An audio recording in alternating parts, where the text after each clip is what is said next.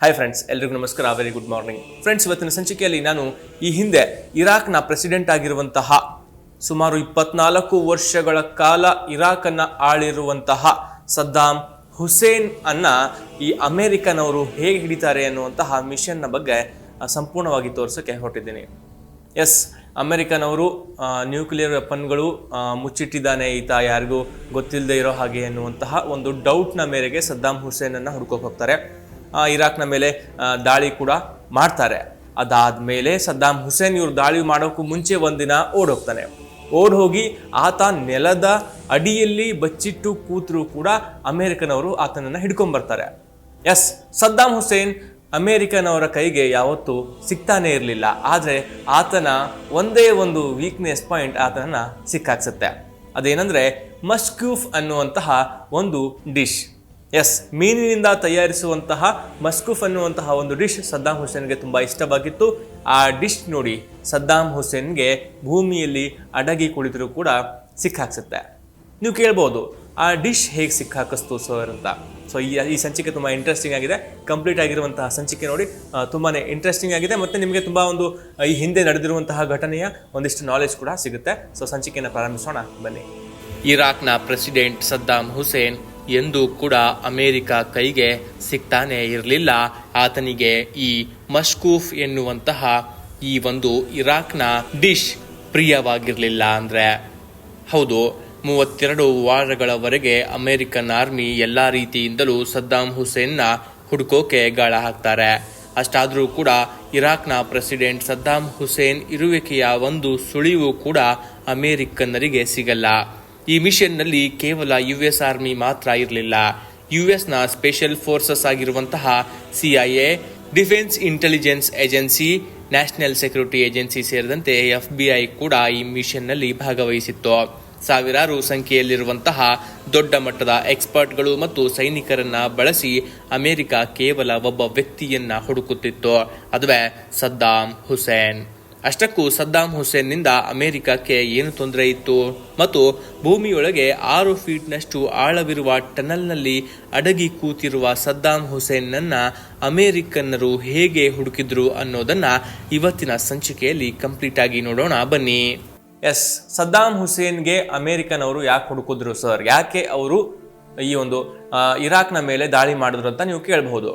S, ಯಾಕೆ ಮಾಡಿದ್ರು ಅಂದರೆ ಅಮೆರಿಕ ಮೇಲೆ 9/11 ಅಟ್ಯಾಕ್ ಆಗುತ್ತೆ. ಅಟ್ಯಾಕ್ ಆದಮೇಲೆ ಅಮೆರಿಕನವರ ಕೋಪ ಹೇಗಿತ್ತು ಅನ್ನೋದು ಆ ಸಮಯದಲ್ಲಿ ಇಡೀ ವಿಶ್ವವೇ ಕಂಡಿದೆ. ಸೊ ಅದಕ್ಕೆ ಅಮೆರಿಕನವರು ಡಿಸೈಡ್ ಮಾಡ್ತಾರೆ, ಈ ವರ್ಲ್ಡಲ್ಲಿ ಇರುವಂತಹ ಯಾವುದೇ ಕಂಟ್ರಿ ಆಗಿರಲಿ, ಟೆರರಿಸಮ್ಗೆ ಅವ್ರು ಏನಾದರೂ ಸಪೋರ್ಟ್ ಮಾಡ್ತಿದ್ರೆ ಆ ಕಂಟ್ರಿಯವರನ್ನು ನಾವು ಹೊಡೆದು ಬುದ್ಧಿ ಕಳಿಸೋಣ ಅಂತ ಅಮೆರಿಕನವರು ಡಿಸೈಡ್ ಮಾಡಿ ಕೊಡ್ತಾರೆ. ಆಗ ಅಮೆರಿಕನವ್ರಿಗೆ ಡೌಟ್ ಬರುತ್ತೆ ಇರಾಕ್ ಮೇಲೆ. ಇರಾಕ್ನ ಪ್ರೆಸಿಡೆಂಟ್ ಆಗ ಸದ್ದಾಮ್ ಹುಸೇನ್ ಆಗಿರ್ತಾರೆ. ಸದ್ದಾಮ್ ಹುಸೇನ್ ಟೆರರಿಸ್ಟ್ಗಳಿಗೆ ಸಪೋರ್ಟ್ ಮಾಡ್ತಿದ್ದಾರೆ ಅನ್ನುವಂತಹ ಡೌಟ್ ಅಮೆರಿಕನವ್ರಿಗಿರುತ್ತೆ, ಬಟ್ ಕನ್ಫರ್ಮೇಷನ್ ಇರಲ್ಲ. ಕೆಲ ದಿನಗಳ ಬಳಿಕ ಕೆಲ ಮೂಲಗಳ ಪ್ರಕಾರ ಇರಾಕ್ನಲ್ಲಿ ಸದ್ದಾಮ್ ಹುಸೇನ್ ನ್ಯೂಕ್ಲಿಯರ್ ವೆಪನ್ಗಳನ್ನು ಕದ್ದು ಮುಚ್ಚಿ ಸಂಗ್ರಹಿಸಿ ಅವುಗಳನ್ನು ಸೇಫ್ ಆಗಿ ಇಟ್ಟಿದ್ದಾನೆ, ಈತ ಮುಂದೊಂದು ದಿನ ಬೇರೆ ಯಾವುದೋ ದೊಡ್ಡ ದೇಶವನ್ನು ಹಾಳು ಮಾಡಬಹುದು ಅನ್ನುವಂತಹ ಮಾಹಿತಿ ಸಿಕ್ಕಾಗ ಆಗ ಇರಾಕ್ನ ಮೇಲೆ ಅಮೆರಿಕನವರು ವಾರ್ ಮಾಡೋಕ್ಕೆ ಮುಂದಾಗ್ತಾರೆ. ಮುಂದೇನಾಯ್ತು ನೋಡೋಣ ಬನ್ನಿ. ಎಸ್, ಈ ಕಥೆ ಶುರುವಾಗುತ್ತೆ ಅಮೆರಿಕದಲ್ಲಿ 9/11 ಅಟ್ಯಾಕ್ ಆದ ನಂತರ. ಆಗ ಅಲ್ ಖೈದಾನವರು ನ್ಯೂಯಾರ್ಕ್ ಮತ್ತು ವಾಷಿಂಗ್ಟನ್ DC ಮೇಲೆ ಅಟ್ಯಾಕ್ ಮಾಡಿದ್ರು. ಈ ಘಟನೆಯ ನಂತರ ಅಮೆರಿಕನ್ನರಿಗೆ ಬಂದಿರುವಂತಹ ಕೋಪ ಇಡೀ ವಿಶ್ವವೇ ಅಂದು ನೋಡಿತ್ತು. ಆ ಸಮಯದಲ್ಲಿ ಅಮೆರಿಕದ ಪ್ರೆಸಿಡೆಂಟ್ ಆಗಿರುವಂತಹ ಜಾರ್ಜ್ ಬುಷ್ ರವರು ಡಿಸೈಡ್ ಮಾಡ್ತಾರೆ, ಯಾವುದೇ ದೇಶದವರೇ ಆಗಿರಲಿ ಅವರೇನಾದರೂ ಟೆರರಿಸಮ್ಗೆ ಸಪೋರ್ಟ್ ಮಾಡುತ್ತಿದ್ರೆ ಅಂಥವ್ರಿಗೆ ಬಗ್ಗು ಬಡಿಯೋಕೆ ಅಮೆರಿಕ ಮುಂದಾಗುತ್ತೆ. ಆ ಸಮಯದಲ್ಲಿ ಇರಾನ್ನ ಪ್ರೆಸಿಡೆಂಟ್ ಆಗಿದ್ದಂತಹ ಸದ್ದಾಮ್ ಹುಸೇನ್ ಡೈರೆಕ್ಟ್ ಆಗಿ 9/11 ಅಟ್ಯಾಕ್ನಲ್ಲೇನೂ ಭಾಗಿಯಾಗಿರಲಿಲ್ಲ. ಆದರೆ ಅಮೆರಿಕಾಗೆ ಗೊತ್ತಿತ್ತು ಸದ್ದಾಮ್ ಹುಸೇನ್ ಇಂಡೈರೆಕ್ಟ್ ಆಗಿ ಟೆರರಿಸ್ಟ್ಗಳಿಗೆ ಸಪೋರ್ಟ್ ಮಾಡ್ತಾನೆ ಅನ್ನೋದು. ಆದರೆ ಅಮೆರಿಕ ಬಳಿ ಈ ಕುರಿತಾದ ಸಾಕ್ಷ್ಯಾಧಾರಗಳು ಇರಲಿಲ್ಲ. ಇದೇ ಕಾರಣಕ್ಕೆ ಅಮೆರಿಕ ಅಂದು ಇರಾಕ್ನ ಮೇಲೆ ಡೈರೆಕ್ಟ್ ಆಗಿ ದಾಳಿ ಮಾಡಲಿಲ್ಲ. ಆದರೆ ಅಮೆರಿಕನ್ನರು ಡಿಸೈಡ್ ಮಾಡಿ ಕೂತಿದ್ರು ಇರಾಕ್ನಲ್ಲಿ ಸದ್ದಾಮ್ ಹುಸೇನ್ನ ಕೊನೆಗಾಣಿಸಬೇಕು ಎಂದು. ಹೌದು, ಸುಮಾರು 24 ವರ್ಷಗಳಿಂದ ಇರಾಕ್ನಲ್ಲಿ ಸದ್ದಾಮ್ ಹುಸೇನ್ನ ಆಳ್ವಿಕೆ ನಡೆದಿತ್ತು. ಇರಾಕ್ ಮತ್ತು ಸದ್ದಾಮ್ ಹುಸೇನ್ ಮೇಲೆ ಡೈರೆಕ್ಟ್ ಆಗಿ ಯುದ್ಧ ಸಾರಬೇಕಾದ್ರೆ ಅಮೆರಿಕಾಗೆ ಇರಾಕ್ನವರು ಟೆರರಿಸ್ಟ್ಗಳಿಗೆ ಸಪೋರ್ಟ್ ಮಾಡ್ತಿದ್ದಾರೆ ಅನ್ನೋ ಕುರಿತು ಸಾಕ್ಷಿಗಳು ಬೇಕಾಗಿತ್ತು. ಇದೇ ಕಾರಣಕ್ಕೆ ಅಮೆರಿಕ ಹೇಳುತ್ತೆ, ಸದ್ದಾಂ ಹುಸೇನ್ ಇರಾಕ್ನಲ್ಲಿ ನ್ಯೂಕ್ಲಿಯರ್ ವೆಪನ್ಗಳನ್ನು ಯಾರಿಗೂ ತಿಳಿಯದೇ ಇರೋ ಹಾಗೆ ಸಂಗ್ರಹಿಸಿ ಬಚ್ಚಿಟ್ಟಿದ್ದಾನೆ ಎಂದು. ಮಾರ್ಚ್ 2003 ಅಮೆರಿಕ ಯುದ್ಧ ಸಾರಿಯೇ ಬಿಡುತ್ತೆ ಇರಾಕ್ನ ಮೇಲೆ. ಅಮೆರಿಕ ಜೊತೆಗೆ ಆಸ್ಟ್ರೇಲಿಯಾ ಮತ್ತು ಪೋಲೆಂಡ್ ಅಂತಹ ದೇಶಗಳು ಸಪೋರ್ಟ್ ನೀಡುತ್ತೆ. ಅವರ ಆರ್ಮಿಯವರು ಕೂಡ ಅಮೆರಿಕ ಜೊತೆಗೆ ಸೇರ್ತಾರೆ. ಇವರೇನು ಯುದ್ಧ ಮಾಡೋಕ್ಕೆ ಹೋಗುವ ಹಿಂದಿನ ದಿನವೇ ಅಲ್ಲಿಂದ ಈ ಮಹಾಶಯ ಅಂದ್ರೆ ಸದ್ದಾಂ ಹುಸೇನ್ ಕಣ್ಮರೆಯಾಗ್ಬಿಡ್ತಾನೆ, ಓಡಿ ಹೋಗ್ಬಿಡ್ತಾನೆ. ಯಾಕಂದ್ರೆ ಇವ್ರ ಕೈಗೆ ಸಿಕ್ಕರೆ ಇವರಂತೂ ನನಗೆ ಬಿಡಲ್ಲ ಅನ್ನೋದು ಅವನಿಗೆ ತುಂಬಾ ಚೆನ್ನಾಗಿ ಗೊತ್ತಿತ್ತು. ಆ ಕಾರಣಕ್ಕೆ ಆತ ಓಡಿ ಹೋಗ್ತಾನೆ. ಅದಾದ್ಮೇಲೆ ಯುದ್ಧ ಶುರುವಾಗುತ್ತೆ. ಮುಂದೇನಾಯ್ತು ನೋಡೋಣ ಬನ್ನಿ. ಇದೇ ಹೇಳಿಕೆಯನ್ನ ಇಟ್ಟುಕೊಂಡು ಮಾರ್ಚ್ 2003ರಲ್ಲಿ ಅಮೆರಿಕ ಇರಾಕ್ನ ಮೇಲೆ ದಾಳಿ ಮಾಡಿಯೇ ಬಿಡುತ್ತೆ. ಅಮೆರಿಕದ ಈ ದಾಳಿಯಲ್ಲಿ ಅಮೆರಿಕಾಗೆ ಸಪೋರ್ಟ್ ಆಗಿ ನಿಂತಿದ್ವು UK, ಆಸ್ಟ್ರೇಲಿಯಾ ಮತ್ತು ಪೋಲೆಂಡ್ ಆರ್ಮಿ. ಯುದ್ಧ ಮಾಡುತ್ತಾ ಕೇವಲ 3 ವಾರಗಳಲ್ಲಿ ಈ ಸೈನ್ಯ ಇರಾಕ್ನ ಕ್ಯಾಪಿಟಲ್ ಬಗ್ದಾದ್ ತಲುಪಿಯೇ ಬಿಡ್ತಾರೆ. ಇನ್ನೇನು ಇವರು ಇರಾಕ್ನ ಮೇಲೆ ಅಟ್ಯಾಕ್ ಮಾಡ್ತಾರೆ ಎಂದು ತಿಳಿದ ಸದ್ದಾಂ ಹುಸೇನ್ ಅಟ್ಯಾಕ್ಗೂ ಒಂದು ದಿನ ಮುಂಚೆಯೇ ಕಾಣೆಯಾಗಿ ಬಿಟ್ಟಿದ್ದ. ಅಮೆರಿಕನ್ ಮಿಲಿಟರಿ ಬಗ್ದಾದ್ ಹೋಗುತ್ತೆ. ಅಲ್ಲಿ ಸದ್ದಾಂ ಹುಸೇನ್ನ ಯಾವ ಸುಳಿವು ಕೂಡ ಇವರಿಗೆ ಸಿಗಲೇ ಇಲ್ಲ. US ಆರ್ಮಿ ಮತ್ತು ಟ್ಯಾಂಕರ್ಗಳು 24 ವರ್ಷಗಳಲ್ಲಿ ಇರಾಕ್ ಎಷ್ಟೊಂದು ಡೆವಲಪ್ ಆಗಿತ್ತೋ ಅದೆಲ್ಲವನ್ನ ಹಾಳು ಮಾಡಿಬಿಟ್ಟಿತ್ತು. ಇರಾಕ್ನ ಪ್ರಮುಖ ರಸ್ತೆಯಾಗಿರುವಂತಹ ಫಿರ್ದೋಸ್ ಸ್ಕ್ವೇರ್ನಲ್ಲಿರುವಂತಹ ಸದ್ದಾಂ ಹುಸೇನ್ನ ಸ್ಟ್ಯಾಚ್ಯೂ ಕೂಡ ಬೀಳಿಸಿ ಬಿಡ್ತಾರೆ. ಸದ್ದಾಂ ಹುಸೇನ್ನ ಸ್ಟ್ಯಾಚ್ಯೂವನ್ನೇನೋ ಇವರು ಬೀಳಿಸಿದ್ರು. ಆದರೆ ಅಸಲಿ ಸದ್ದಾಂ ಹುಸೇನ್ನ ಹುಡುಕುವುದು ಸರಳದ ಮಾತಾಗಿರಲಿಲ್ಲ. ಈಗ US ಮಿಲಿಟರಿ ಸದ್ದಾಂ ಹುಸೇನ್ ಮತ್ತು ಆತನ ಗವರ್ಮೆಂಟ್ನ ಟಾಪ್ ಆಫೀಸರ್ಗಳನ್ನು ಹುಡುಕೋಕೆ ಮುಂದಾಗುತ್ತೆ. ಆ ಸಮಯದಲ್ಲಿ US ಮಿಲಿಟರಿಗೆ ಸಂಪೂರ್ಣವಾಗಿರುವಂತಹ ರೈಟ್ಸ್ ನೀಡಲಾಗಿತ್ತು. ಅದೇನೆಂದ್ರೆ ಸದ್ದಾಂ ಹುಸೇನೇ ಆಗಿರಲಿ ಅಥವಾ ಆತನ ಮುಖ್ಯ ಆಫೀಸರ್ಗಳೇ ಆಗಿರಲಿ, ನಿಮಗೇನಾದರೂ ಕಂಡರೆ ಜೀವಂತವಾಗಿ ಅಥವಾ ಅವರ ಹೆಣಗಳನ್ನಾದರೂ ತೆಗೆದುಕೊಂಡು ಬನ್ನಿ ಎಂದು ಆದೇಶ ನೀಡಲಾಗಿತ್ತು. ಆ ಮೋಸ್ಟ್ ವಾಂಟೆಡ್ ಲಿಸ್ಟ್ನಲ್ಲಿ ಟೋಟಲ್ 52 ಜನರಿದ್ರು. ಈ 52 ಜನರ ಮುಖ ಪರಿಚಯ ಪ್ರತಿಯೊಬ್ಬ ಆರ್ಮಿಯವರಿಗೂ ಆಗಲಿ ಎಂಬ ಕಾರಣಕ್ಕೆ ಈ 52 ಜನರ ಫೋಟೋ ಇರುವಂತಹ ಕಾರ್ಡ್ಗಳನ್ನ ಪ್ರಿಂಟ್ ಮಾಡಿಸಲಾಗುತ್ತೆ. ಅದರಲ್ಲಿ ಸದ್ದಾಂ ಹುಸೇನ್ ಜೊತೆಗೆ ಆತನ ಮುಖ್ಯ 51 ಆಫೀಸರ್ಗಳ ಫೋಟೋಗಳನ್ನ ಕೂಡ ಪ್ರಿಂಟ್ ಮಾಡಲಾಗಿತ್ತು.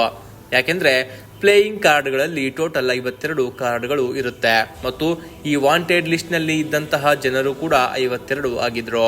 ಇದೇ ಕಾರಣಕ್ಕೆ ಫ್ರೀ ಇರುವಂತಹ ಸಮಯದಲ್ಲಿ ಸೋಲ್ಜರ್ಸ್ ಕಾರ್ಡ್ಸ್ ಏನಾದರೂ ಆಡಿದ್ರೆ ಆ ಕಾರ್ಡ್ ಆಡೋದ್ರ ಜೊತೆಗೆ ಆ ಕಾರ್ಡ್ನಲ್ಲಿದ್ದಂತಹ ಪ್ರತಿಯೊಬ್ಬರ ಮುಖ ಪರಿಚಯ ಪ್ರತಿಯೊಬ್ಬ ಯೋಧನಿಗೂ ಆಗಲಿ ಎಂಬ ಉದ್ದೇಶದಿಂದ ಈ ಕಾರ್ಡ್ಗಳನ್ನು ಪ್ರಿಂಟ್ ಮಾಡಕ್ಕೆ ಅವರು ನಿರ್ಧರಿಸಿದ್ರು. ಕೆಲವು ತಿಂಗಳುಗಳು ಕಳೆಯುತ್ತೆ. ಅಮೆರಿಕನ್ ಆರ್ಮಿ ಇರಾಕ್ನ ಮೂಲೆ ಮೂಲೆ ಹುಡುಕುತ್ತೆ ಸದ್ದಾಂ ಹುಸೇನ್ಗಾಗಿ. ನೂರಾರು ಮನೆಗಳಿಗೆ ರೇಡ್ ಮಾಡಲಾಯಿತು. ಆತನ ಸಂಬಂಧಿಕರನ್ನ ಬಂಧಿಸಿ ಅವರನ್ನ ಕೂಡ ಇನ್ವೆಸ್ಟಿಗೇಟ್ ಮಾಡಲಾಯಿತು. ಶಾಪ್ಗಳು, ಕಾಲೇಜ್ಗಳು, ಮಸೀದಿಗಳು ಯಾವುದನ್ನು ಆರ್ಮಿಯವರು ಬಿಡಲಿಲ್ಲ. ಅಮೆರಿಕನ್ ಆರ್ಮಿಗೆ ಗೊತ್ತಿತ್ತು ಸದ್ದಾಂ ಹುಸೇನ್ ಇರಾಕ್ನಲ್ಲಿಯೇ ಇದ್ದಾನೆ. ಆದರೆ ಆತ ಇರೋದೆಲ್ಲಿ ಎಂಬುದು ಮಾತ್ರ ಅವರಿಗೆ ತಿಳಿದಿರಲಿಲ್ಲ. ಅಮೆರಿಕನ್ ಅವ್ರು ತಲೆ ಕಟ್ಬಿಡುತ್ತೆ, ಈತನಿಗೆ ಎಷ್ಟು ಹುಡುಕಿದ್ರು ಈತ ಸಿಗಲ್ಲ. ಆಗ ತಲೆ ಕಟ್ಟು ಅಮೆರಿಕನ್ ಅವರು ಒಂದು ಪ್ಲಾನ್ ಮಾಡ್ತಾರೆ. ಆ ಪ್ಲಾನ್ ಏನಪ್ಪಾ ಅಂದ್ರೆ, ಸದ್ದಾಂ ಹುಸೇನ್ ನನಗೆ ಯಾರಾದ್ರೂ ಹುಡುಕಿ ಕೊಟ್ರೆ $25 ಮಿಲಿಯನ್ ದುಡ್ಡು ಕೊಡ್ತೀವಿ. ಅಷ್ಟೇ ಅಲ್ಲದೆ ಸದ್ದಾಂ ಹುಸೇನ್ನ 2 ಮಕ್ಕಳನ್ನ ಹುಡುಕಿ ಕೊಟ್ರೆ ಅವ್ರಿಗೂ ಕೂಡ ತಲಾ $15 ಮಿಲಿಯನ್ ದುಡ್ಡು ಕೊಡ್ತೀವಿ, ಪ್ಲಸ್ ನಮ್ಮ US ನ ಸಿಟಿಜನ್ಶಿಪ್ ಕೊಡ್ತೀವಿ ಅಂತ ಆಫರ್ ಇಟ್ಬಿಡ್ತಾರೆ ಅಮೆರಿಕನ್ ಅವರು. ಯಾಕಂದ್ರೆ ಅಮೆರಿಕನ್ ಅವರಿಗೂ ಗೊತ್ತಿತ್ತು ಸದ್ದಾಂ ಹುಸೇನ್ನ ವೈರಿಗಳು ಆತನ ದೇಶದಲ್ಲೂ ಇದ್ದಾರೆ ಎನ್ನುವಂತಹದ್ದು. ಹಾಗಾದ್ರೆ ಈ ಆಫರ್ನ ಕೇಳಿ ಯಾರಾದ್ರೂ ಮುಂದೆ ಬಂದ್ರ, ಆತನನ್ನ ಹಿಡಿದುಕೊಟ್ರ ಅನ್ನೋದನ್ನ ನೋಡೋಣ ಬನ್ನಿ. ಈ ಕಾರ್ಯಾಚರಣೆ ಹಲವು ತಿಂಗಳುಗಳವರೆಗೆ ನಡೆಯುತ್ತೆ. ಇಷ್ಟಾದರೂ ಕೂಡ ಸದ್ದಾಂ ಹುಸೇನ್ ಮತ್ತು ಆತನ 2 ಮಕ್ಕಳು ಎಲ್ಲಿದ್ದಾರೆ ಎಂಬ ಸುಳಿವು ಕೂಡ ಸಿಗಲಿಲ್ಲ. ಇದರ ನಂತರ US ಒಂದು ಪ್ಲಾನ್ ಮಾಡುತ್ತೆ. ಅದೇನೆಂದ್ರೆ, ಸದ್ದಾಂ ಹುಸೇನ್ ಅಥವಾ ಆತನ ಮಕ್ಕಳ ಬಗೆಗೆ ಯಾರಾದ್ರೂ ಮಾಹಿತಿ ಕೊಟ್ರೆ ಅವರಿಗೆ $25 ಮಿಲಿಯನ್ ಕೊಡಲಾಗುವುದು ಎಂದು ಪ್ರೈಸ್ ಅನೌನ್ಸ್ ಮಾಡ್ತಾರೆ. ಆತನ ಮಕ್ಕಳಿಗೆ ತಲಾ $15 ಮಿಲಿಯನ್, ಆದ್ರೆ ಸದ್ದಾಂ ಹುಸೇನ್ನ ಸುಳಿವು ಕೊಟ್ಟವರಿಗೆ $25 ಮಿಲಿಯನ್ ಪ್ರೈಸ್ ಅನೌನ್ಸ್ ಮಾಡ್ತಾರೆ. ಇರಾಕ್ನಲ್ಲಿ ಹಲವು ಜನ ಸದ್ದಾಂ ಹುಸೇನ್ನ ವೈರಿಗಳಿದ್ರು. ಇದೇ ಕಾರಣಕ್ಕೆ ಅಮೆರಿಕಾಗೆ ಗೊತ್ತಿತ್ತು ಈ ದುಡ್ಡಿನ ಆಸೆಗಾದ್ರೂ ಅಲ್ಲಿನ ಜನ ಸದ್ದಾಂ ಹುಸೇನ್ನ ಸುಳಿವು ಕೊಟ್ಟೇ ಕೊಡ್ತಾರೆ ಅನ್ನೋದು. ಅಮೆರಿಕ ಅಂದುಕೊಂಡಂತೆ ಒಂದು ದಿನ ನಡೆದೇ ಬಿಡುತ್ತೆ. ದುಡ್ಡಿನ ಆಸೆ ಅಮೆರಿಕನ್ ಅವ್ರು ತೋರಿಸ್ತಾರೆ. ಆ ಆಸೆಗೆ ಒಬ್ಬ ಮುಂದೆ ಬಂದ್ಬಿಡ್ತಾನೆ. ಸರ್, ನನಗೆ ಈ ಸದ್ದಾಂ ಹುಸೇನ್ನ ಮಕ್ಕಳು ಎಲ್ಲಿದ್ದಾರೆ ಅಂತ ಗೊತ್ತಿದೆ ಅಂತ ಹೇಳಕ್ಕೆ ಅಮೆರಿಕನ್ ಮಿಲಿಟರಿ ಬೇಸ್ಗೆ ಬರ್ತಾನೆ. ಅಮೆರಿಕನ್ ಮಿಲಿಟರಿ ಬೇಸ್ನವ್ರು ಕೇಳ್ತಾರೆ, ಓಕೆ ಅಪ್ಪ, ಎಲ್ಲಿದ್ದಾರೆ ಸದ್ದಾಂ ಹುಸೇನ್ ಮಕ್ಕಳು ಅಂತ ಕೇಳಿದಾಗ, ಸದ್ದಾಂ ಹುಸೇನ್ ಮಕ್ಕಳು ಉದಯ್ ಮತ್ತು ಕುಸೈ ಎನ್ನುವಂತಹ ಇಬ್ಬರು ಕೂಡ ನನ್ನ ಮನೆಯಲ್ಲೇ ಇದ್ದಾರೆ ಅಂತ ಆತ ಹೇಳ್ತಾನೆ. ಅದಾದ್ಮೇಲೆ ಅದನ್ನ ಸೀರಿಯಸ್ ಆಗಿ ತಗೊಳ್ಳಿಲ್ಲ ಅಮೆರಿಕನ್ ಆರ್ಮಿ. ಬಟ್ ಈತನ ಮಾತು ಕೇಳಿ ಹೋಗಿ ಈತನ ಮನೆಯ ಸುತ್ತಮುತ್ತ ಆರ್ಮಿಯರು ಗೆರಾವ್ ಹಾಕಿ ನಿಂತ್ಕೊಂಡ್ಬಿಡ್ತಾರೆ. ಅದಾದ್ಮೇಲೆ ಒಳಗಡೆನೆ ಆ ಇಬ್ರು ಇದ್ದಾರೆ ಅನ್ನುವಂತಹದ್ದು ಕನ್ಫರ್ಮ್ ಆಗುತ್ತೆ. ಅವ್ರ ಹತ್ರನೂ ಕೂಡ ವೆಪನ್ಸ್ ಇರುತ್ತೆ. ಅವರು ಕೂಡ ಒಳಗಡೆಯಿಂದ ದಾಳಿ ಮಾಡಕ್ಕೆ ಮುಂದಾಗ್ತಾರೆ. ಇವರು ದಾಳಿ ಮಾಡ್ತಾರೆ, ಅವರು ದಾಳಿ ಮಾಡ್ತಾರೆ. ಕಡೆಗೆ ಅಮೆರಿಕನ್ ಆರ್ಮಿ ಅವರ ಪೇಷನ್ಸ್ ಔಟ್ ಆಗಿ ಆ ಮನೆ ಮೇಲೆ ಮಿಸೈಲ್ ದಾಳಿ ಮಾಡಿಬಿಡ್ತಾರೆ. ಮಿಸೈಲ್ ದಾಳಿ ಮಾಡಿದಾದ್ಮೇಲೆ ಒಳಗಡೆ ಹೋಗಿ ನೋಡಿದಾಗ ಉದಯ್ ಮತ್ತು ಕುಸೈ ಇಬ್ಬರ ಡೆಡ್ ಬಾಡಿ ಅಲ್ಲಿ ಸಿಗುತ್ತೆ. ಮುಂದೇನಾಯ್ತು ನೋಡೋಣ ಬನ್ನಿ. ಒಂದು ದಿನ ಒಬ್ಬ ವ್ಯಕ್ತಿ US ಮಿಲಿಟರಿ ಬೇಸ್ಗೆ ಹೋಗ್ತಾನೆ. ಹೋಗಿ ಅವರಿಗೆ ಹೇಳ್ತಾನೆ, ಸದ್ದಾಂ ಹುಸೇನ್ನ ಇಬ್ಬರು ಮಕ್ಕಳು ಉದಯ್ ಮತ್ತು ಕುಸೈ ನನ್ನ ಮನೆಯಲ್ಲಿದ್ದಾರೆ ಎಂದು. ಮೊದಲು ಯಾರೂ ಇದನ್ನ ಸೀರಿಯಸ್ ಆಗಿ ತಗೊಳ್ಳಿಲ್ಲ. ಆದರೆ US ಮಿಲಿಟರಿಯವರು ಆ ಮನೆಯನ್ನ 4 ಕಡೆಯಿಂದ ಆಕ್ರಮಣ ಮಾಡಿದಾಗ ಗೊತ್ತಾಗುತ್ತೆ ಉದಯ್ ಮತ್ತು ಕುಸೈ ಒಳಗಡೆ ಇದ್ದಾರೆ ಎಂಬುದು. ಆರ್ಮಿಯವರು ಅವರನ್ನ ಹೊರಗಡೆಗೆ ಬಂದು ಸರೆಂಡರ್ ಆಗಕ್ಕೆ ಹೇಳ್ತಾರೆ. ಆದರೆ ಆ ಇಬ್ಬರು ಮಾತ್ರ ಹೊರಗಡೆಗೆ ಬರಲೇ ಇಲ್ಲ ಮತ್ತು ಅವರ ಬಳಿಯೂ ಹಲವು ರೀತಿಯ ಆಯುಧಗಳು ಇದ್ದಿದ್ದರಿಂದ ಅವರು ಕೂಡ ಅಟ್ಯಾಕ್ ಮಾಡ್ತಾರೆ. ಹಲವು ಚಿಕ್ಕ ಪುಟ್ಟ ವಾರ್ಗಳು ಆದ್ಮೇಲೆ ಕಡೆಗೂ ಅಮೆರಿಕನ್ ಆರ್ಮಿ ಆ ಮನೆಯ ಮೇಲೆ ಮಿಸೈಲ್ ದಾಳಿ ಮಾಡಿಯೇ ಬಿಡುತ್ತೆ. ನಂತರ ಸೋಲ್ಜರ್ಗಳು ಆ ಮನೆಯ ಒಳಗಡೆ ಪ್ರವೇಶ ಮಾಡಿ ನೋಡಿದಾಗ ಅಲ್ಲಿ ಉದಯ್ ಮತ್ತು ಕುಸೈ ಇಬ್ಬರ ಡೆಡ್ ಬಾಡಿಗಳು ಇವರಿಗೆ ದೊರಕುತ್ತೆ. ಅವರ ಮಕ್ಕಳನ್ನ ಹಿಡಿದು ಅವರಿಂದ ಸದ್ದಾಂ ಹುಸೇನ್ನ ಇರುವ ಸ್ಥಳದ ಬಗೆಗಿನ ಮಾಹಿತಿ ಪಡೆಯಬೇಕೆಂದುಕೊಂಡಿದ್ದ ಅಮೆರಿಕನ್ನರಿಗೆ ಅವರ ಡೆಡ್ ಬಾಡಿ ನೋಡಿ ನಿರಾಸೆಯುಂಟಾಗುತ್ತೆ. ಆದರೆ US ಮಿಲಿಟರಿ ಅಲ್ಲಿಗೆ ತನ್ನ ಸೋಲನ್ನ ಒಪ್ಪಿಕೊಳ್ಳಲಿಲ್ಲ. ಮತ್ತೊಂದೆಡೆಗೆ ಸದ್ದಾಂ ಹುಸೇನ್ನ ಹಲವು ಸಹಚರರನ್ನ ಜೀವಂತವಾಗಿ ಇವರು ಅರೆಸ್ಟ್ ಮಾಡಿದ್ರು. ಆದರೂ ಕೂಡ ಅವರಿಂದಲೂ ಸದ್ದಾಂ ಹುಸೇನ್ ಇರುವಿಕೆಯ ಬಗೆಗಿನ ಯಾವ ಮಾಹಿತಿಯೂ ಕೂಡ ಇವರಿಗೆ ದೊರಕಲಿಲ್ಲ. ಹೀಗೆ ಸಾಗುತ್ತಾ 4 ತಿಂಗಳುಗಳೇ ಕಳೆದು ಹೋಯಿತು. ಈಗ US ಮಿಲಿಟರಿಯವರಿಗೆ ಎಲ್ಲೋ ಒಂದೆಡೆ ಅನಿಸಲು ಶುರುವಾಗುತ್ತೆ, ನಾವು ಮಾಡಿದ ದಾಳಿಯಲ್ಲಿ ಸದ್ದಾಂ ಹುಸೇನ್ ಕೂಡ ಸತ್ತಿರಬಹುದೆಂದು. ಇದೇ ರೀತಿ ಆಗಿರುತ್ತೆ ಎಂದು ತಿಳಿದ US ಮಿಲಿಟರಿ ಕೂಡ ಮೊದಲಿನಂತೆ ಸೀರಿಯಸ್ ಆಗಿ ಸದ್ದಾಂ ಹುಸೇನ್ನ ಹುಡುಕುವ ಆಸಕ್ತಿಯನ್ನ ತೋರಿಸಲಿಲ್ಲ. ತುಂಬಾ ತಿಂಗಳುಗಳೇ ಕಳೆದೋಗಿತ್ತು. ಸದ್ದಾಂ ಹುಸೇನ್ನ ಸುಳಿವು ಎಲ್ಲೂ ಸಿಗ್ಲಿಲ್ಲ. ಆಮೇಲೆ ಅಮೆರಿಕನ್ಸ್ ಮತ್ತೆ ಅಮೆರಿಕನ್ ಇಂಟೆಲಿಜೆನ್ಸ್ ಅನ್ಕೋತಾರೆ, ನಾವು ಮಾಡಿರುವಂತಹ ಹಲವು ದಾಳಿಗಳಲ್ಲಿ ಸದ್ದಾಂ ಹುಸೇನ್ ಕೂಡ ಸತ್ತೋಗಿರಬಹುದು, ಅದೇ ಕಾರಣಕ್ಕೆ ಆತ ಸಿಕ್ತಿಲ್ಲ, ಆತನ ಯಾವ ಸುಳಿವು ಕೂಡ ಸಿಕ್ತಿಲ್ಲ. ಅಕಸ್ಮಾತ್ ಆತ ಜೀವಂತ ಇದ್ರೆ ಆತನ ಯಾವ್ದಾದ್ರು ಸುಳಿವಾದ್ರೂ ಸಿಕ್ತಿತ್ತು ಅಂತ ಅವರು ಕೂಡ ಅವರ ಒಂದು ಆ ಹುಡುಕುವಂತಹ ಕಾರ್ಯಗತಿಯನ್ನ ನಿಧಾನ ಮಾಡಿ ಇನ್ನೇನು ಆರ್ಮಿಯವರು ಆರಾಮಾಗಿ ಕೂತ್ಕೊಳ್ಳುವಷ್ಟರಲ್ಲೇ ಒಂದು ಆಡಿಯೋ ಕ್ಲಿಪ್ ಬರುತ್ತೆ. ಆ ಆಡಿಯೋ ಕ್ಲಿಪ್ ಸದ್ದಾಂ ಹುಸೇನ್ನದ್ದಾಗುತ್ತೆ. ಸದ್ದಾಂ ಹುಸೇನ್ನ ಇಬ್ಬರು ಮಕ್ಕಳು ಸತ್ತು ಹೋಗಿರ್ತಾರೆ. ಆ ಕಾರಣಕ್ಕೆ ಅವರು ಸತ್ತು ಹೋಗೋದಕ್ಕೆ ಸದ್ದಾಂ ಹುಸೇನ್ ಒಂದು ಆಡಿಯೋ ಕ್ಲಿಪ್ ಅನ್ನ ರೆಕಾರ್ಡ್ ಮಾಡಿ ತನ್ನ ದೇಶದ ಜನತೆಗೋಸ್ಕರ ಬಿಟ್ಟಿರ್ತಾನೆ. ಆ ಆಡಿಯೋ ಕ್ಲಿಪ್ ಅಮೆರಿಕನರಿಗೆ ಸಿಗುತ್ತೆ. ಅಗೇನ್ ಮತ್ತೆ ಇವರು ಅಲರ್ಟ್ ಆಗ್ತಾರೆ, ಸದ್ದಾಂ ಹುಸೇನ್ ಇನ್ನೂ ಜೀವಂತವಾಗಿದ್ದಾನೆ ಅನ್ನೋದನ್ನ ಅರಿತುಕೊಂಡು. ಮುಂದೇನ್ ಮಾಡಿದ್ರು ಅಮೆರಿಕನರು ನೋಡೋಣ ಬನ್ನಿ. ಮಿಲಿಟರಿ ತಂಡವೇ ಆಗಿರಬಹುದು, ಇಂಟೆಲಿಜೆನ್ಸ್ ತಂಡವೇ ಆಗಿರಬಹುದು, ಸದ್ದಾಂ ಹುಸೇನ್ನ ಜೀವಂತವಾಗಿದ್ದಾನೆ ಎಂಬುದಕ್ಕೆ ಯಾವ ಸುಳಿವು ಕೂಡ ಇವರ ಬಳಿ ಇರಲಿಲ್ಲ. ಇವೆಲ್ಲದರ ಮಧ್ಯೆ ಬಂದಂತಹ ಒಂದು ಆಡಿಯೋ ಟೇಪ್ ಇನ್ವೆಸ್ಟಿಗೇಷನ್ನ ಮತ್ತೆ ಸೀರಿಯಸ್ ಆಗಿ ಮಾಡೋಕೆ ಕಾರಣವಾಗುತ್ತೆ. ಆ ಆಡಿಯೋ ಟೇಪ್ ಸದ್ದಾಂ ಹುಸೇನ್ನದ್ದೇ ಆಗಿತ್ತು. ಆಡಿಯೋನಲ್ಲಿ ಸದ್ದಾಂ ಹುಸೇನ್ ತನ್ನ ಇಬ್ಬರು ಮಕ್ಕಳು ಸತ್ತೋಗಿದ್ದರ ಕುರಿತು ಸಂತಾಪ ಸೂಚಿಸುತ್ತಾ ಇದ್ದ. ಸದ್ದಾಂ ಹುಸೇನ್ ಎಲ್ಲೋ ಸತ್ತಿರಬಹುದು ಎಂದುಕೊಂಡಿದ್ದ ಅಮೆರಿಕನ್ನರಿಗೆ ಇದು ಕೇಳಿದ ಮೇಲೆ ಗೊತ್ತಾಗುತ್ತೆ ಆತ ಇನ್ನೂ ಜೀವಂತವಾಗಿದ್ದಾನೆ ಎಂಬುದು. ಈಗ ಅಮೆರಿಕ ಮತ್ತೆ ಸದ್ದಾಂ ಹುಸೇನ್ನ ಹುಡುಕೋಕೆ ರೆಡಿಯಾಗಿ ಬಿಡುತ್ತೆ. ಸದ್ದಾಂ ಹುಸೇನ್ ಹಿಡಿದುಕೊಟ್ಟವರಿಗೆ $25 ಮಿಲಿಯನ್ ಕೊಡ್ತೀನಿ ಎಂದಿದ್ದ ಅಮೆರಿಕ ಇದೀಗ ಅದನ್ನ ಹೆಚ್ಚುಪಡಿಸಿ $30 ಮಿಲಿಯನ್ ಪ್ರೈಸ್ ಅಮೌಂಟ್ ನ ಘೋಷಣೆ ಮಾಡಿಯೇ ಬಿಡುತ್ತೆ. ಇದರ ಜೊತೆಯಲ್ಲೇ ಮಾಹಿತಿ ನೀಡಿದವರಿಗೆ US ನಲ್ಲಿ ಅಂದ್ರೆ ಅಮೆರಿಕದಲ್ಲಿ ಸಿಟಿಜನ್ಶಿಪ್ ನೀಡುವ ಭರವಸೆಯನ್ನ ಕೂಡ ನೀಡ್ತಾರೆ. $30 ಮಿಲಿಯನ್ ಕೇಳುತ್ತಲೇ ಸದ್ದಾಂ ಹುಸೇನ್ ಅನ್ನ ಹುಡುಕೋಕೆ ಪ್ರತಿಯೊಬ್ಬರು ಶುರು ಮಾಡ್ತಾರೆ. ಅಷ್ಟೇ ಅಲ್ಲದೆ ಇರಾಕ್ನ ಜನ ತಮಗೆ ಎಲ್ಲೆಲ್ಲಿ ಅನುಮಾನ ಬರುತ್ತೋ ಆ ಪ್ರದೇಶಗಳ ಮಾಹಿತಿಯನ್ನ ನೀಡೋಕೆ ಶುರು ಮಾಡ್ತಾರೆ. ಏಕೆಂದ್ರೆ ಅಕಸ್ಮಾತ್ ಆಗಿ ಅಲ್ಲೇನಾದ್ರೂ ಸದ್ದಾಂ ಹುಸೇನ್ ಸಿಕ್ಕರೆ ಆ ಪ್ರೈಸ್ ಅಮೌಂಟ್ ನಮಗೆ ಸಿಗುತ್ತೆ ಎನ್ನುವಂತಹ ಆಸೆಯಿಂದ. ಇದೇ ಕಾರಣಕ್ಕೆ ಸುಳ್ಳು ಸುಳ್ಳು ಮಾಹಿತಿಗಳನ್ನ ಪಡೆದ ಅಮೆರಿಕನ್ ಮಿಲಿಟರಿಯ ಕೆಲಸ ಹೆಚ್ಚಾಗಿ ಬಿಡುತ್ತೆ. ಪ್ಲೇಯಿಂಗ್ ಕಾರ್ಡ್ಗಳ ಮೇಲೆ ಪ್ರಿಂಟ್ ಮಾಡಲಾದಂತಹ ಫೋಟೋದಲ್ಲಿರುವಂತಹ ಹಲವರು ಈಗಾಗಲೇ ಸಿಕ್ಕಾಗಿತ್ತು. ಅದರಲ್ಲಿ ಕೆಲವರು ಮಾತ್ರ ಸಿಗೋದು ಬಾಕಿ ಉಳಿದಿತ್ತು. ಇದೇ ಸಮಯದಲ್ಲಿ ಡಿಫೆನ್ಸ್ ಇಂಟೆಲಿಜೆನ್ಸ್ ಏಜೆನ್ಸಿಯ ಒಬ್ಬ ಸಾರ್ಜೆಂಟ್ ಎರಿಕ್ ಮೆಡಾಕ್ಸ್ ಎಂಬಾತ ಆ ಕಾರ್ಡ್ಗಳನ್ನ ಬದಿಗಿಟ್ಟು ಬೇರೆ ರೀತಿಯಲ್ಲಿ ಯೋಚಿಸೋಕೆ ಮುಂದಾಗ್ತಾನೆ. ಯಾರಿಗೆಲ್ಲ ಮೋಸ್ಟ್ ವಾಂಟೆಡ್ ಲಿಸ್ಟ್ ನಲ್ಲಿ ಸೇರಿಸಲಾಗಿತ್ತೋ ಅವರೆಲ್ಲರೂ ಕೂಡ ಸದ್ದಾಂ ಹುಸೇನ್ ನ ಗವರ್ಮೆಂಟ್ ನ ಟಾಪ್ ಆಫೀಸರ್ಸ್ ಆಗಿದ್ರು. ಇವರೆಲ್ಲರಿಗೂ ಶಕ್ತಿಯಾಗಿದ್ದ ಸದ್ದಾಂ ಹುಸೇನ್. ಆದ್ರೆ ಸದ್ದಾಂ ಹುಸೇನ್ಗೆ ಇವರಿಂದ ಯಾವ ಸಹಾಯದ ಅಗತ್ಯವೂ ಇರಲಿಲ್ಲ. ಎಸ್, ಆ ಪ್ಲೇಯಿಂಗ್ ಕಾರ್ಡ್ಗಳ ಮೇಲೆ ಆ 52 ಜನರ ಫೋಟೋಗಳನ್ನ ಪ್ರಿಂಟ್ ಮಾಡಿರ್ತಾರೆ.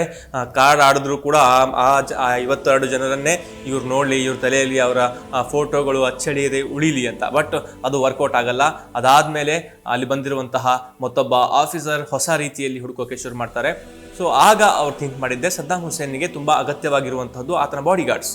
ಎಸ್, ಆತ ಓಡಿ ಹೋಗಿಯೇ ಇರಬಹುದು, ಬಟ್ ಆತನ body guards, personal body guards ಅಂತೂ ಆತನ ಜೊತೆಯಲ್ಲೇ ಇರ್ತಾರೆ ಅನ್ನೋದು ಆತನಿಗೆ ಗೊತ್ತಿತ್ತು.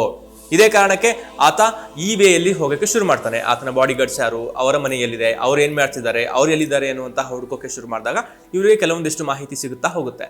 ಏನೇನು ಮಾಹಿತಿ ಸಿಗುತ್ತೆ, ಹೇಗೆ ಕಡೆಗೆ ಆತನನ್ನ ಹಿಡಿತಾರೆ ಅನ್ನೋದನ್ನ ನೋಡೋಣ ಬನ್ನಿ. ಈ ಸಮಯದಲ್ಲಿ ಸದ್ದಾಂ ಹುಸೇನ್ಗೆ ಅತಿ ಹೆಚ್ಚು ಅಗತ್ಯತೆ ಇರೋದೇ ಆತನ ಬಾಡಿ ಗಾರ್ಡ್ಗಳದ್ದು ಅನ್ನೋದು ಇವರ ತಲೆಗೆ ಬರುತ್ತೆ. ಸದ್ದಾಂ ಹುಸೇನ್ನ ಬಾಡಿ ಗಾರ್ಡ್ಗಳ ತಂಡಗಳನ್ನ 3 ಭಾಗಗಳಲ್ಲಿ ವಿಂಗಡಿಸಲಾಗಿತ್ತು. ಒಂದು ತಂಡ ಆತನ ಅರಮನೆಯನ್ನ ಪ್ರೊಟೆಕ್ಟ್ ಮಾಡಿದ್ರೆ, ಇನ್ನೊಂದು ತಂಡ ಸದ್ದಾಂ ಹುಸೇನ್ ಎಲ್ಲಿಗೆ ಹೋಗ್ಬೇಕೋ ಆ ಜಾಗವನ್ನ ಮೊದಲೇ ಇವರು ಹೋಗಿ ಸುರಕ್ಷಿತವಾಗಿದೆಯೋ ಇಲ್ಲವೋ ಎಂದು ನೋಡಿಕೊಂಡು ಬರ್ತಿದ್ರು. ಮತ್ತು 3ನೇ ತಂಡ ಸದ್ದಾಂ ಹುಸೇನ್ನ ಆಸುಪಾಸಿನಲ್ಲಿಯೇ ನಿಂತುಕೊಂಡು ಆತನ ರಕ್ಷಣೆ ಮಾಡ್ತಿತ್ತು. ಅಮೆರಿಕನ್ ಇಂಟೆಲಿಜೆನ್ಸ್ ಯೋಚಿಸಿರೋ ಪ್ರಕಾರ ಈಗ ಸದ್ದಾಂ ಹುಸೇನ್ ನನಗೆ ಆತನ ಜೊತೆಗಿರೋ ಬಾಡಿ ಗಾರ್ಡ್ಗಳ ಅವಶ್ಯಕತೆ ಇದ್ದೇ ಇರುತ್ತೆ ಎಂಬುದು ಅರಿವಾಗುತ್ತೆ. ಎರಿಕ್ ಮೆಡಾಕ್ಸ್ ಈ ಬಾಡಿ ಗಾರ್ಡ್ಗಳ ಬಗ್ಗೆ ತಿಳಿದುಕೊಳ್ಳೋಕೆನೆ ಸದ್ದಾಂ ಹುಸೇನ್ ಹೋಮ್ ಟೌನ್ ಟಿಕ್ರಿಟ್ಗೆ ಹೋಗ್ತಾನೆ. ಅವರು ಅಲ್ಲಿ ಸದ್ದಾಂ ಹುಸೇನ್ ಬಾಡಿ ಗಾರ್ಡ್ ಮೊಹಮ್ಮದ್ ಇಬ್ರಾಹಿಂ ಓಮರ್ನ ಮಗನ ಜೊತೆಯಲ್ಲಿ ಇಂಟರೋಗೇಷನ್ ಮಾಡ್ತಾರೆ. ಆದರೆ ಆ ಬಾಡಿ ಗಾರ್ಡ್ ಕೂಡ ಸದ್ದಾಂ ಹುಸೇನ್ನ ಜೊತೆಯಲ್ಲೇ ಮಿಸ್ ಆಗಿದ್ದ. ನಂತರ ಇವರು ಸದ್ದಾಂ ಹುಸೇನ್ನ ಬಳಿ ಕೆಲಸ ಮಾಡುತ್ತಿದ್ದಂತಹ ಅತಿ ಹಳೆಯ ಕೆಲಸಗಾರನನ್ನ ಭೇಟಿಯಾಗ್ತಾರೆ. ಆತನಿಂದಲೂ ಹೆಚ್ಚಿನ ಮಾಹಿತಿ ದೊರಕಲಿಲ್ಲ. ಆದರೆ ಸದ್ದಾಂ ಹುಸೇನನಿಗೆ ಮಸ್ಕೂಫ್ ಎನ್ನುವಂತಹ ಮೀನಿನಿಂದ ತಯಾರಿಸುವ ಆಹಾರ ತುಂಬಾನೇ ಇಷ್ಟವಾದದ್ದು ಎಂಬುದು ಆತನಿಂದ ತಿಳಿದು ಬರುತ್ತೆ. ಆಗ ಮೆಡಾಕ್ಸ್ಗೆ ಒಂದು ಮಾತು ನೆನಪು ಬರುತ್ತೆ. ಅದೇನೆಂದ್ರೆ, ಮೊಹಮ್ಮದ್ ಇಬ್ರಾಹಿಂ ಓಮರ್ನ ಮಗನ ಜೊತೆಗೆ ಮಾತನಾಡುತ್ತಿರುವಾಗ ಆತ ಏನ್ ಹೇಳಿದ್ದ ಅಂದ್ರೆ, ಆತನ ತಂದೆಗೆ ಫಿಶಿಂಗ್ ಮಾಡೋದು ತುಂಬಾನೇ ಇಷ್ಟವಾಗಿತ್ತಂತೆ. ಅಷ್ಟೇ ಅಲ್ಲದೆ ಆತ ಒಂದು ಫಿಶ್ ಫಾರ್ಮ್ನ ಮಾಲೀಕ ಕೂಡ ಆಗಿದ್ದ. ಆ ಫಿಶ್ ಫಾರ್ಮ್ ಸಮೀರಾ ಎನ್ನುವಂತಹ ನಗರದಲ್ಲಿ ಇತ್ತು. ಇದನ್ನ ನೆನಪಿಸಿಕೊಂಡ ಎರಿಕ್ ಮೆಡಾಕ್ಸ್ ಆಗ ಆ ಫಿಶ್ ಫಾರ್ಮ್ಗೆ ಹೋಗ್ತಾನೆ.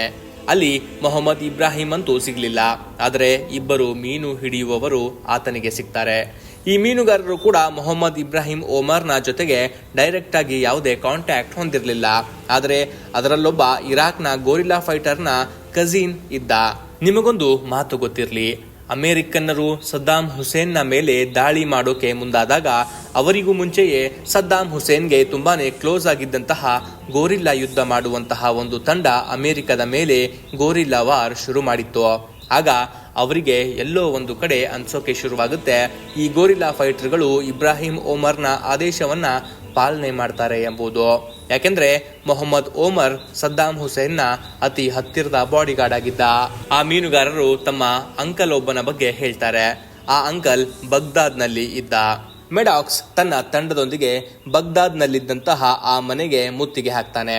ಏನಾದ್ರೂ ಮಾಹಿತಿ ದೊರಕುತ್ತೇನೋ ಎಂದುಕೊಂಡು ಹೋದಂತಹ ಮೆಡಾಕ್ಸ್ನ ತಂಡಕ್ಕೆ ಅಲ್ಲಿ ಮಾಹಿತಿಯೆಲ್ಲ ಖುದ್ದು ಮೊಹಮ್ಮದ್ ಇಬ್ರಾಹಿಂ ಓಮರ್ನೇ ಸಿಕ್ಕು ಬಿಡ್ತಾನೆ. ಎಸ್, ಮೊಹಮ್ಮದ್ ಇಬ್ರಾಹಿಂ ಓಮರ್ ಅನ್ನುವಂತಹ ಒಬ್ಬ ವ್ಯಕ್ತಿ ಸದ್ದಾಂ ಹುಸೇನ್ನ ಪರ್ಸನಲ್ ಬಾಡಿಗಾರ್ಡ್ ಆಗಿರ್ತಾನೆ. ಇವರು ಆತನ ಮನೆಗೆ ಹೋಗ್ತಾರೆ. ಆತನ ಮಗ ಸಿಗ್ತಾನೆ. ಆತನ ಮಗನಿಗೆ ಎನ್ಕ್ವೈರಿ ಮಾಡ್ತಾರೆ. ಆತನ ಮಗನಿಗೂ ಕೂಡ ಯಾವುದೇ ಮಾಹಿತಿ ಗೊತ್ತಿರಲ್ಲ. ಬಟ್ ಈ ಮನುಷ್ಯನಿಗೆ ಅಂದ್ರೆ ಯಾರು ಮೊಹಮ್ಮದ್ ಓಮರ್ ಇದ್ದಾನಲ್ಲ, ಈತನಿಗೆ ಈತನ ಒಂದು ದೊಡ್ಡ ಫಿಶ್ ಫಾರ್ಮ್ ಇದೆ ಅನ್ನೋದು ಒಂದು ಮಾಹಿತಿ ಇವ್ರಿಗೆ ಸಿಗುತ್ತೆ. ಓಕೆ, ಫಿಶ್ ಫಾರ್ಮ್ ಇರಬಹುದೇನೋ ಆತನ ಸೈಡ್ ಬಿಸ್ನೆಸ್ ಅಂತ ಅನ್ಕೊಂಡ್ಬಿಡ್ತಾರೆ. ತಲೆ ಕೆಡಿಸ್ಕೊಳ್ಳಲ್ಲ. ಅದಾದ್ಮೇಲೆ ಅವರು ಒಬ್ಬ ಸದ್ದಾಂ ಹುಸೇನ್ನ ಮನೆಯಲ್ಲಿ ಕೆಲಸ ಮಾಡುವಂತಹ ಒಬ್ಬ ಹಳೆಯ ಕುಕ್ನ ಭೇಟಿ ಆಗ್ತಾರೆ. ಭೇಟಿ ಆದಾಗ ಆತ ಹೇಳ್ತಾನೆ, ನಮಗೂ ಕೂಡ ಏನು ಗೊತ್ತಿಲ್ಲ ಸ್ವಾಮಿ ಜಾಸ್ತಿ, ಅವ್ರ ಮನೇಲಿ ಕೆಲಸ ಮಾಡ್ತಿದ್ವಿ. ನನಗೆ ಒಂದು ವಿಷಯ ಗೊತ್ತು, ಸದ್ದಾಂ ಹುಸೇನ್ರಿಗೆ ಮಶ್ಕೂಫ್ ಅನ್ನುವಂತಹ ಮೀನಿನಿಂದ ತಯಾರಿ ಮಾಡುವಂತಹ ಡಿಶ್ ತುಂಬಾ ಇಷ್ಟ ಅಂತ ಆತ ಹೇಳ್ತಾನೆ. ಹೇಳಿದಾಗ ಅವ್ರಿಗೆ ಆಗ ಫ್ಲಾಶ್ ಆಗುತ್ತೆ, ಎಸ್ ಮಶ್ಕೂಫ್ ಅನ್ನುವಂತಹ ಡಿಶ್ ಸದ್ದಾಂ ಹುಸೇನ್ಗೆ ಫೇವರೇಟು. ಸದ್ದಾಂ ಹುಸೇನ್ನ ಬಾಡಿ ಗಾರ್ಡ್ದು ಒಂದು ಫಿಶ್ ಫಾರ್ಮ್ ಇದೆ, ಇಲ್ಲೆಲ್ಲೋ ಏನೋ ಸಿಂಕ್ ಆಗುತ್ತೆ. ಸೊ ಅಗೇನ್ ಇದ್ರ ಬಗ್ಗೆ ಇನ್ವೆಸ್ಟಿಗೇಷನ್ ಮುಂದುವರಿಸ್ತಾರೆ, ಫಿಶ್ ಫಾರ್ಮ್ಗೆ ಹೋಗ್ತಾರೆ. ಮುಂದೆ ಏನಾಯ್ತು ಅಂತ ನೋಡೋಣ ಬನ್ನಿ. ಇಬ್ರಾಹಿಂ ಓಮರ್ ಸದ್ದಾಂ ಹುಸೇನ್ನ ಪರ್ಸನಲ್ ಬಾಡಿ ಗಾರ್ಡ್ ಆಗಿದ್ದ. ಆತ ಕಂಟಿನ್ಯೂಸ್ ಆಗಿ ಆತನ ಫಿಶ್ ಫಾರ್ಮ್ನಿಂದ ಮಸ್ಕೂಫ್ ಎನ್ನುವಂತಹ ಡಿಶ್ ರೆಡಿ ಮಾಡಿಸಿ ಸದ್ದಾಂ ಹುಸೇನ್ಗಾಗಿ ಕಳಿಸಿಕೊಡ್ತಿದ್ದ. ಸದ್ಯಕ್ಕೆ ಆತ ಅಮೆರಿಕನ್ ಮಿಲಿಟರಿಯ ವಿರುದ್ಧ ಒಂದು ಗೋರಿಲ್ಲಾ ವಾರ್ಗಾಗಿ ಪ್ಲಾನ್ ಮಾಡ್ತಿದ್ದ. ಈತನಿಗೆ ಮಾತ್ರ ಗೊತ್ತಿತ್ತು ಸದ್ದಾಂ ಹುಸೇನ್ ಎಲ್ಲಿದ್ದಾನೆ ಎಂಬುದು. ಈತನನ್ನ ಅರೆಸ್ಟ್ ಮಾಡ್ತಾರೆ, ಎನ್ಕ್ವೈರಿ ಕೂಡ ಮಾಡ್ತಾರೆ. ಬಟ್ ಈತ ಯಾವ ವಿಷಯವನ್ನ ಕೂಡ ಬಾಯಿ ಬಿಡ್ಲಿಲ್ಲ. ನಂತರ ಖುದ್ದು ಮೆಡಾಕ್ಸ್ ಅಲ್ಲಿಗೆ ಬಂದು ಆತನೊಂದಿಗೆ ಮಾತನಾಡಿ, ನಿನಗೆ ದುಡ್ಡಿನ ಜೊತೆಯಲ್ಲೇ US ಸಿಟಿಜನ್ಶಿಪ್ ಕೊಡ್ತೀವಿ ಮತ್ತು ನಿನ್ನ ಕುಟುಂಬದವರನ್ನ ಸೇಫ್ ಆಗಿ ನೋಡ್ಕೋತೀವಿ ಅಂದಾಗ ಆತ ಬಾಯಿ ಬಿಡ್ತಾನೆ. ಎಸ್, ಆಗ ಇಬ್ರಾಹಿಂ ಹೇಳ್ತಾನೆ ಸದ್ದಾಂ ಹುಸೇನ್ ಅಬ್ಡೋರ್ ಎನ್ನುವಂತಹ ನಗರದಲ್ಲಿ ಅಡಗಿದ್ದಾನೆ ಎಂಬುದು. ಆತನು ಹೇಳಿದಂತೆ US ಮಿಲಿಟರಿ ತಂಡಗಳು ಅಬ್ಡೋರ್ ನಗರಕ್ಕೆ ಹೋಗ್ತಾರೆ. ಅಲ್ಲಿರುವಂತಹ ಒಂದು ನದಿಯ ಪಕ್ಕದಲ್ಲಿ 2 ಫಾರ್ಮ್ ಹೌಸ್ ಇತ್ತು. ಆದರೆ ಆ 2 ಫಾರ್ಮ್ ಹೌಸ್ ಖಾಲಿಯಾಗಿತ್ತು. ನಂತರ ಮೊಹಮ್ಮದ್ ಇಬ್ರಾಹಿಂ ಓಮರ್ನನ್ನ ಕೂಡ ಅಲ್ಲಿಗೆ ಕರೆತರ್ತಾರೆ. ಆತ ಭೂಮಿಯ ಕಡೆಗೆ ಕೈ ಮಾಡಿ ತೋರಿಸ್ತಾನೆ. ಅಲ್ಲಿ ಭೂಮಿಯ ಮೇಲೆ ದಪ್ಪನೆಯ ಒಂದು ಹಗ್ಗ ಬಿದ್ದಿತ್ತು.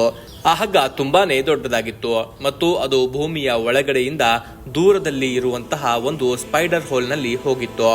ಆ ಸ್ಪೈಡರ್ ಹೋಲ್ ನ ಎಂಟ್ರೆನ್ಸ್ ಗಟ್ಟಿಯಾಗಿ ಮುಚ್ಚಲಾಗಿತ್ತು. ಆಗ ಆ ಸ್ಪೈಡರ್ ಹೋಲ್ ಮೇಲೆ ಇದ್ದಂತಹ ಮುಚ್ಚಳವನ್ನ ತೆಗಿತಾರೆ. ಅದರೊಳಗೆ ಕೇವಲ ಕತ್ತಲೆ ಇತ್ತು, ಬೇರೇನೂ ಕಾಣಿಸುತ್ತಿರಲಿಲ್ಲ. ಇದೇ ಸಮಯದಲ್ಲಿ ಒಬ್ಬ ಸೋಲ್ಜರ್ ಹ್ಯಾಂಡ್ ಗ್ರೈನೇಡ್ ಒಳಗಡೆ ಬಿಸಾಕಬೇಕೆಂಬುವಷ್ಟರಲ್ಲೇ ಆ ಸ್ಪೈಡರ್ ಹೋಲ್ ನಿಂದ 2 ಕೈಗಳು ಮೇಲೆ ಬರುತ್ತೆ. ಉದ್ದನೆಯ ಗಡ್ಡ ಬಿಟ್ಟುಕೊಂಡು ಕೈಗಳನ್ನ ಮೇಲೆತ್ತುಕೊಂಡು ಹೊರಬಂದ ಆ ವ್ಯಕ್ತಿ ಹೇಳ್ತಾನೆ, ನಾನೇ ಇರಾಕ್ನ ಪ್ರೆಸಿಡೆಂಟ್ ಸದ್ದಾಂ ಹುಸೇನ್ ಎಂದು. ಅಮೆರಿಕನ್ ಆರ್ಮಿ ಸದ್ದಾಂ ಹುಸೇನ್ಗೆ ಜೀವಂತವಾಗಿ ಸೆರೆ ಹಿಡಿಯುವಲ್ಲಿ ಯಶಸ್ವಿಯಾಯಿತು. 32 ವಾರಗಳ ಈ ಆಪರೇಷನ್ ನಲ್ಲಿ ಎರಿಕ್ ಮೆಡಾಕ್ಸ್ ನ ಐಡಿಯಾ ಕೆಲಸ ಮಾಡ್ತು. ನಂತರ ಅನಾಲಿಸಿಸ್ ಮಾಡಿದ್ಮೇಲೆ ಗೊತ್ತಾಗುತ್ತೆ ಸದ್ದಾಂ ಹುಸೇನ್ ನನಗೆ ಮಸ್ಕೂಫ್ ಎನ್ನುವಂತಹ ಆ ಮೀನಿನ ಆಹಾರ ಇಷ್ಟವಾದದ್ದು ಎಂದು ಗೊತ್ತಾಗದೇ ಇದ್ದಿದ್ರೆ ಸದ್ದಾಂ ಹುಸೇನ್ ಯಾವತ್ತೂ ಇವರ ಕೈಗೆ ಸಿಗ್ತಾನೆ ಇರಲಿಲ್ಲ. ನಂತರ ಯಾವ ಆರೋಪಗಳನ್ನ ಮಾಡುತ್ತಾ ಅಮೆರಿಕ ಇರಾಕ್ನ ಮೇಲೆ ದಾಳಿ ಮಾಡಿತ್ತು ಅಂದ್ರೆ ಸದ್ದಾಂ ಹುಸೇನ್ ಇಲ್ಲಿಗಲ್ ಆಗಿ ನ್ಯೂಕ್ಲಿಯರ್ ವೆಪನ್ಗಳನ್ನ ಮುಚ್ಚಿಟ್ಟಿದ್ದ ಎಂದು ಹೇಳಲಾಗಿತ್ತು. ಆ ಯಾವ ವೆಪನ್ಗಳು ಕೂಡ ಇರಾಕ್ನಲ್ಲಿ ದೊರಕಲೇ ಇಲ್ಲ. ಖುದ್ದು ಅಮೆರಿಕದ ಪ್ರೆಸಿಡೆಂಟ್ ಜಾರ್ಜ್ ಬುಷ್ ಹೇಳ್ತಾರೆ, ನಮಗೆ ಇರಾಕ್ನಲ್ಲಿ ಯಾವುದೇ ರೀತಿಯಾಗಿರುವಂತಹ ನ್ಯೂಕ್ಲಿಯರ್ ವೆಪನ್ಗಳು ದೊರೆತಿಲ್ಲ ಎಂದು. ಎಸ್, ಕಡೆಗೂ ಸದ್ದಾಂ ಹುಸೇನ್ನ ಹಿಡಿದು ಬಿಡ್ತಾರೆ. ಆತ ನೆಲದ ಒಳಗೆ ಬಚ್ಚಿಟ್ಟು ಕೂತ್ಕೊಂಡಿರ್ತಾನೆ. ಇನ್ನೇನು ಗ್ರೇನೇಡ್ ಬಿಸಾಕಬೇಕು ಅನ್ನುವಷ್ಟರಲ್ಲೇ 2 ಕೈಗಳ ಮೇಲೆ ಬರುತ್ತೆ. ಉದ್ದನೆ ಗಡ್ಡ ಬಿಟ್ಟಿರುವಂತಹ ವ್ಯಕ್ತಿ ಅಡಗಿ 32 ವಾರಗಳವರೆಗೆ ನೆಲದಲ್ಲಿ ಕೂತಿರುವಂತಹ ವ್ಯಕ್ತಿ ಹೊರಗೆ ಬರ್ತಾನೆ. ಹೊರಗೆ ಬಂದ ಮೇಲೆ ಆಮೇಲೆ ಅಮೆರಿಕನ್ನರು ಇನ್ವೆಸ್ಟಿಗೇಷನ್ ಮಾಡ್ತಾರೆ, ನ್ಯೂಕ್ಲಿಯರ್ ವೆಪನ್ಸ್ ಎಲ್ಲಾದರೂ ಮುಚ್ಚಿಟ್ಟಿದ್ದಾನ ಅಂತ. ಬಟ್ ನ್ಯೂಕ್ಲಿಯರ್ ಯಾವುದೇ ವೆಪನ್ಸ್ ಆತ ಎಲ್ಲೂ ಮುಚ್ಚಿಟ್ಟಿರಲಿಲ್ಲ ಅನ್ನುವಂತಹ ಮಾಹಿತಿ ಅಮೆರಿಕನ್ನರಿಗೆ ಗೊತ್ತಾಗುತ್ತೆ. ಅಮೆರಿಕನ್ ಪ್ರೆಸಿಡೆಂಟೇ ಈ ಬಗ್ಗೆ ಕೂಡ ಖಾತ್ರಿನೂ ಪಡಿಸ್ತಾರೆ. ಸೊ ಇವತ್ತಿನ ಈ ಸಂಚಿಕೆ ನಿಮ್ಮೆಲ್ಲರಿಗೂ ತುಂಬಾ ಇಷ್ಟ ಆಯಿತು ಅಂತ ಅನ್ಕೊಳ್ತಾ ಈ ಸಂಚಿಕೆ ಇಲ್ಲಿಗೆ ಮುಕ್ತಾಯಗೊಳಿಸ್ತಾ ಇದ್ದೀನಿ. ಮುಂದಿನ ಸಂಚಿಕೆಯಲ್ಲಿ ಮತ್ತೊಂದು ಹೊಸ ವಿಷಯದೊಂದಿಗೆ ಮತ್ತೆ ಭೇಟಿಯಾಗೋಣ. ನಮಸ್ಕಾರ.